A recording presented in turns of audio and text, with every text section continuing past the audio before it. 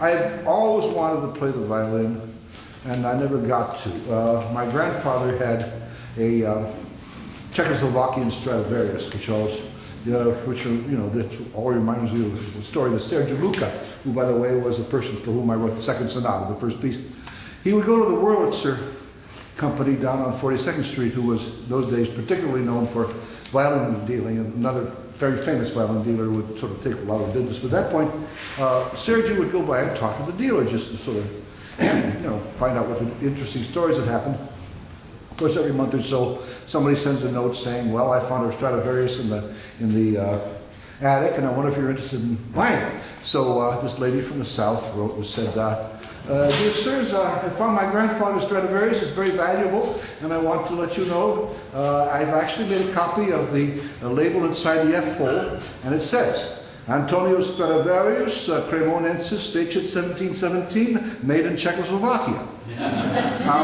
And so they wrote back and they said, well, ma'am, I'm very sorry because, I mean, the fact that it says in English made in Czechoslovakia does make us think it's possibly a copy. After all, Mr. Stradivarius only worked in the city of Cremona, Italy. And she wrote back, she says, well, I'm sure I can find a buyer. After all, he could have made it while he was on vacation. So that gives you some idea of the kind of person Sergio is, who was always garnering that kind of story. I'd always wanted to write a piece for violin that would involve my love of the great jazz violinists, people like Joe Venuti and Stuff Smith, who I see here, Steve, who actually grabbed me out of the hall one day and says, I got the new Stuff Smith collection. Well, in 1972, I wrote a quartet for the Concord Quartet. And the last movement, I said, play this as if you were Joe Venuti. And Mark Sokol said, who? So that's what's happened since then. What happened is that Sergio, who always would go straight to the sources for things, actually cultivated Joe Venuti, became a friend of his. And one day, he was in 1978, he was at, Joe Venuti was appearing with Mill Tinton, wonderful old friend of mine, and Bobby Rosengarten, the pianist was Ray Rodriguez, I think. And we went to hear Joe Venuti, and then Joe invited Sergio up to play a duet, of course, on what you always do with people who are not jazz folks. You play a duet on the Dvorak Humoresque, because that's something they figure they could do. So they did the duet.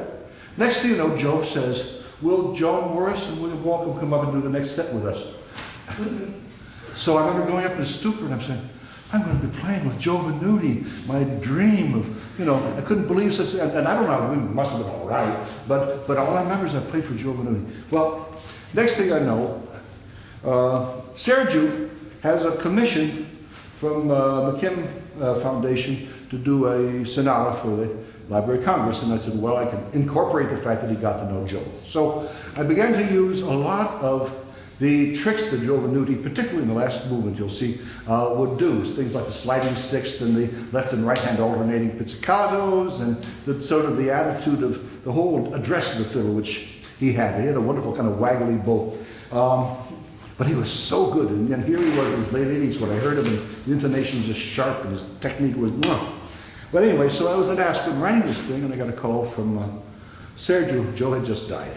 So which is why the last movement is in memory of Joe Venuti.